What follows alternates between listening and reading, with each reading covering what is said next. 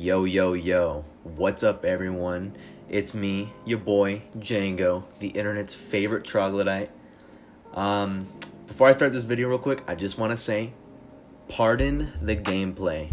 The only reason I'm playing limited time modes like Team Rumble and such is because I don't have fun with normal Fortnite. I talk about this in my why Fortnite needs a non-building mode, but that's just to get that out of the way. I fucking suck at building, and the only fun I have in Fortnite is by playing the limited time modes. Edit. I am now currently editing the video, and the gameplay for some reason has been really messing up. Fortnite for some reason has been messing up when I record with OBS. Just thought I should let you know if the gameplay looks a little choppy, even though the frames say they're, anywhere from 70 to 130. Now that's out of the way. Just got out of the shower, and I've been trying to think of a way to start this video. Today is currently January 7th, 2019. I watched Bird Box finally on January 6th, 2019, so that was yesterday. And I knew that I wanted to write a review for it ever since I started hearing about it. Unfortunately, I did not get to watch the movie the day it came out. And the reason I say unfortunately is because it then led to people telling me how absolutely amazing they thought the movie was. And this is going to partly due into my review. But just to cover real quick, I'm going to try and split this into a non-spoiler part and a spoiler part as best as possible. I originally tried scripting this review out, but I feel like scripting wouldn't really do this very much justice. I want to create a movie review series where it's sort of my raw feelings, how I feel just off the bat. You know what I mean? I don't want to try and articulate what I think or, try and write something that would be comprehensible for everyone. I just want to speak my thoughts and tell you how I saw the movie. So like I said, it's going to be split between a spoiler part and a non-spoiler part. So the first part, obviously non-spoiler. So what is Bird Box about? Bird Box is based on the one simple idea that if you see it, you die. That's all I'm going to tell you. That's all I remember from the Google synopsis. Actually, let me go ahead and Google this for you real quick.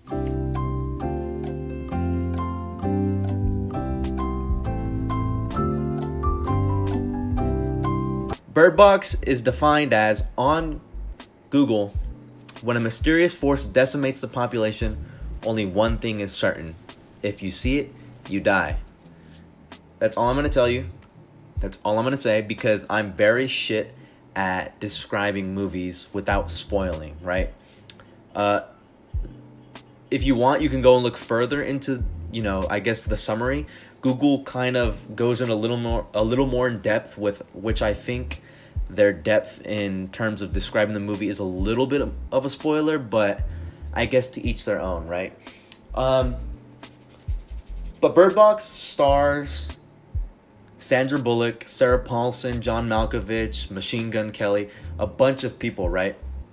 But the front runner of the show is Sandra Bullock. And she's got great performance. I mean, she really drives it home with the urgency of the atmosphere of the movie, and it's pretty convincing. Some of the other actors are kind of wish-washy. Sarah Paulson, she gives a pretty convincing performance. John Malkovich really convinces you that he's an asshole. He really drives home on that asshole aspect. Machine Gun Kelly, I mean, what can you say, right? He's not really an important role in the movie. I guess he's kind of just as a guest star. I can't really speak much on it. I didn't even realize it was Machine Gun Kelly until I Googled the movie after I saw it. So, all in all, the acting was pretty solid from the main cast, but everyone else was kind of sometimes they had their good moments, sometimes they had their bad moments. John Malkovich, like I said, he really drives home the idea that he's an asshole, and you really start to believe it.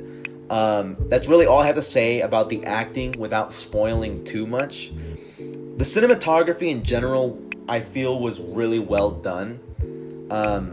Without spoiling, the movie shows you two different timelines. It shows you leading up to and then the outbreak, and then after the outbreak for about, I want to say, somewhere around a year, and then it shows you 5 years later.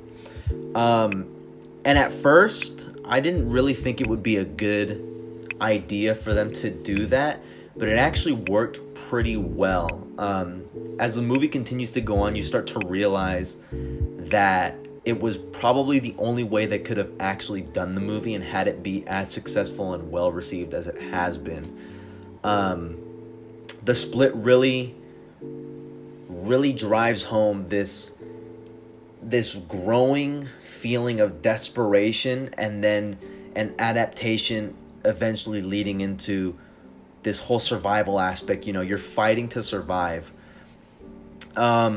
And that's pretty much all I can say about that without spoiling. There's a lot I can't really say without spoiling. Like I said, the cinematography is really great. They make sure to differentiate, not only by intertitles telling you, 5 years earlier or 5 years later, but the color palettes are very evident. When you're 5 years in the future, everything is very, monotone. Everything seems very bleak. And then when you jump to before the outbreak, during the outbreak, and within, I want to guess, the year after the outbreak, the colors are still very bright and vibrant, unlike when you're 5 years in the future. And so you can not only differentiate the time periods based on what they tell you, but based on visually. So, one way or another, you're going to be able to tell where you are in the movie. The soundtrack, I wouldn't say the soundtrack's too much significant. I don't really remember much from the soundtrack. Usually I judge the quality of a soundtrack based on its impression on me. So for example, the French horror film Raw by Julia Ducournau. Amazing movie. The movie's indescribable. I mean, and the soundtrack is one of my prime examples of how you do a soundtrack correctly, right? Same thing with Interstellar. You want it so that while your viewers watching the movie, they're paying attention to what's going on screen, but they're also aware of the soundtrack, right? You don't ever want a movie where you're mainly focusing on what's going on screen and you never really pay attention to the soundtrack. Every now and then you have those, audio cues or those jump scares, but that's about it. A movie that gets you to focus on what's going on screen and what's going on the soundtrack, success, it achieves more than what a movie needs to achieve in order to be good, right? Because you get to take away the story as well as, the accompaniment of the soundtrack. A movie without a soundtrack isn't a movie, right? You take great movies like Interstellar or like Raw and you take away the soundtrack and it's not the same. It has nowhere near the same impact that it would with a soundtrack. And so with Bird Box, I'm sure there is a soundtrack because some movies like A Quiet Place don't have entire soundtracks. There is music occasionally, but they're just, most movies, they have, insignificant soundtracks that you easily forget, right? And apparently the soundtrack was written by Trent Reznor and Atticus Ross, which is actually really upsetting because they did the soundtrack for Gone Girl, and Gone Girl is probably one of the most impressionable soundtracks that I've ever heard.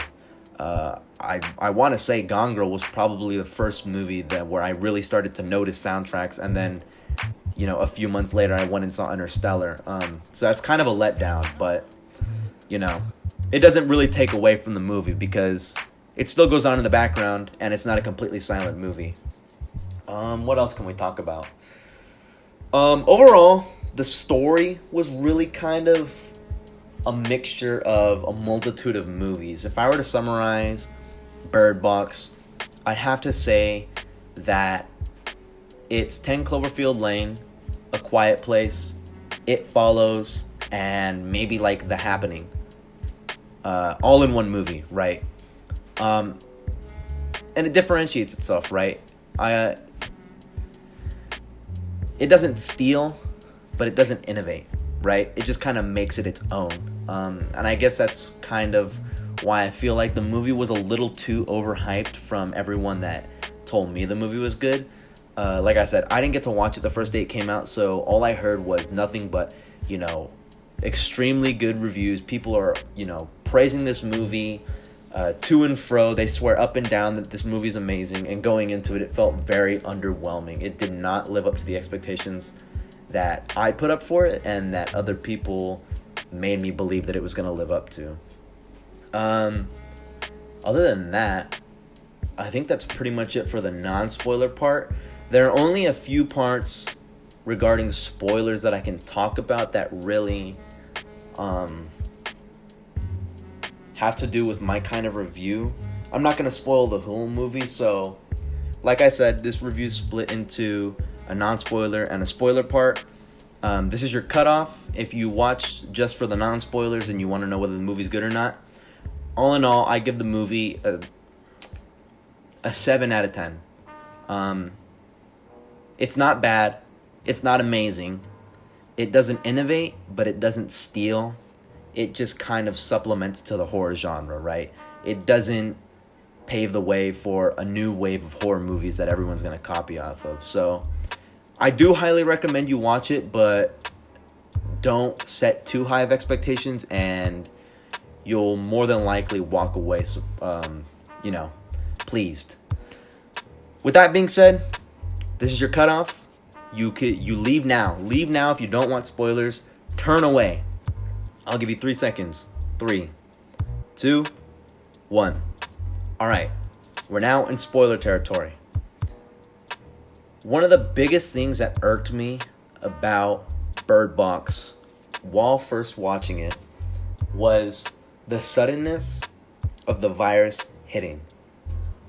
Sarah Paulson dies in the beginning of the movie. If you've seen it, you know this. If you haven't seen it, Sarah Paulson's character dies early on. And Bird Box revolves around this idea that there are these demons that cannot be seen, but when you do see them, you see something, and most people are driven to suicide. Some are like, it's weird. You either commit suicide or you don't. You live. It's really odd. But Sarah Paulson visits Sandra Bullock.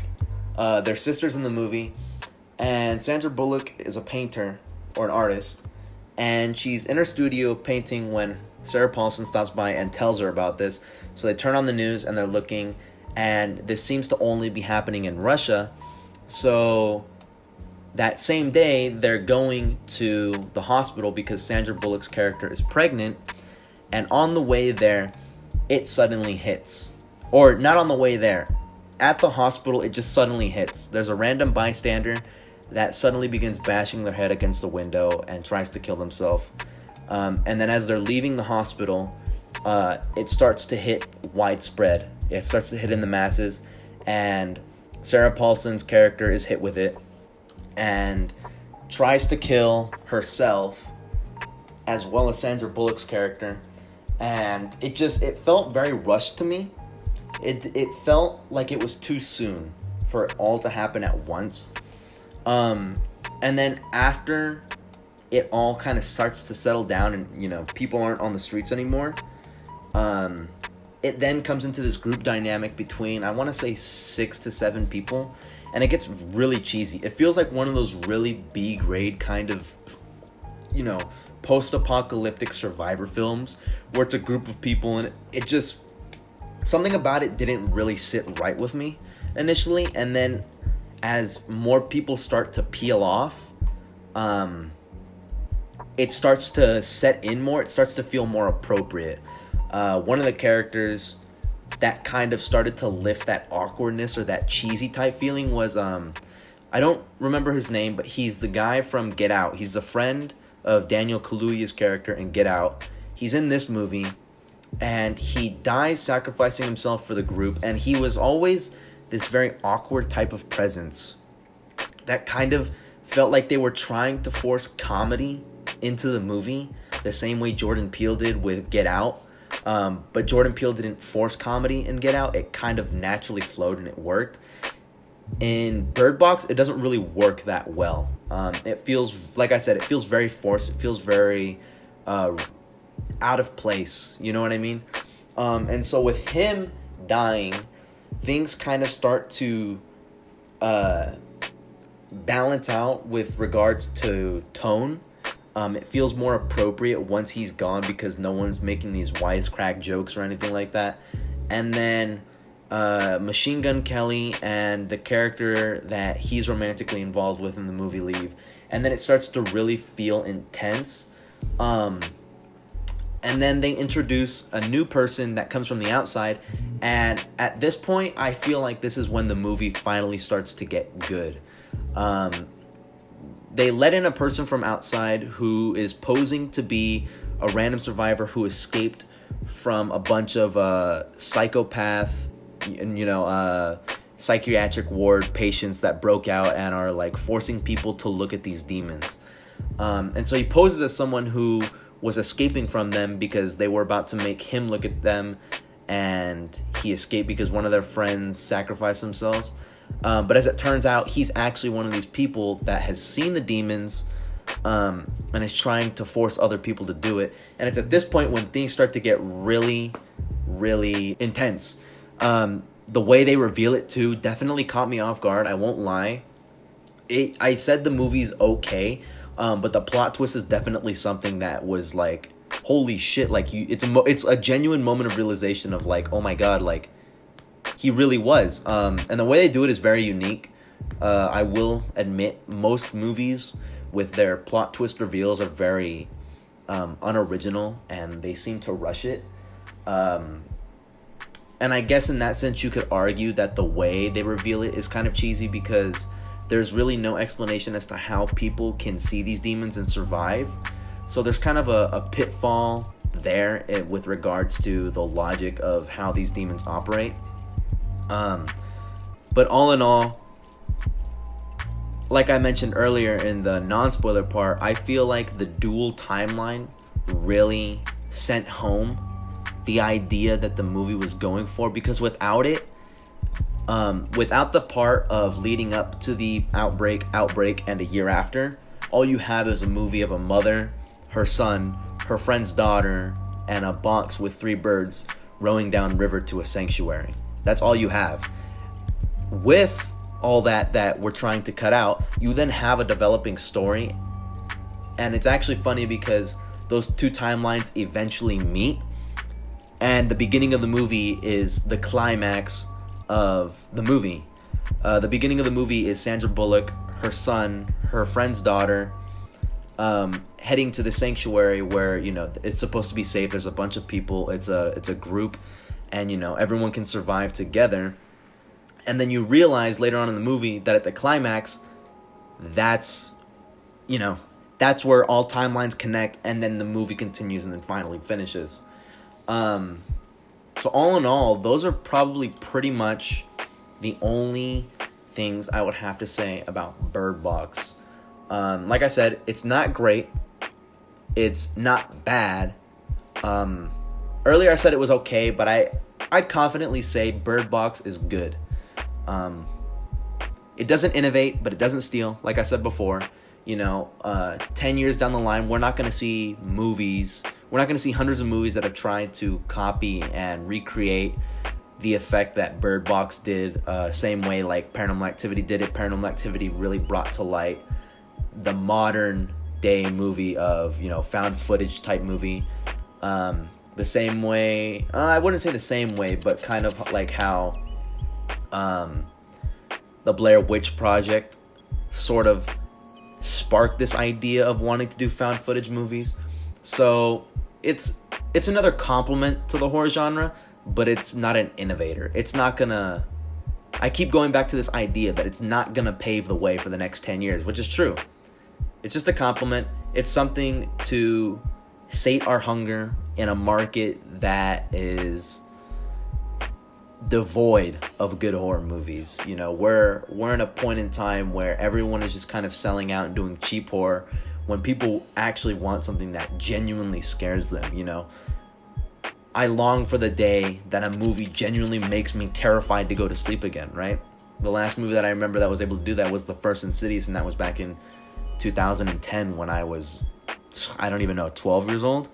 And there have been good horror movies, like, in my opinion, innovator movies in the last 5 years, but they've gone mostly under the radar or unknown because they weren't American films or they weren't, you know, big blockbusters. You know, in my opinion, innovators that I can come up with off the top of my head are Raw, It Follows, the most recent Suspiria remake, which is the only one that you could argue against, saying that it didn't have as big of a spotlight as some of the other movies. And those are probably the only ones. There are these really psychological horrors that get you to think and really force you to go through this cerebral experience that kind of trips you out. Oh, and The Witch by Robert Eggers. You know, fantastic movies.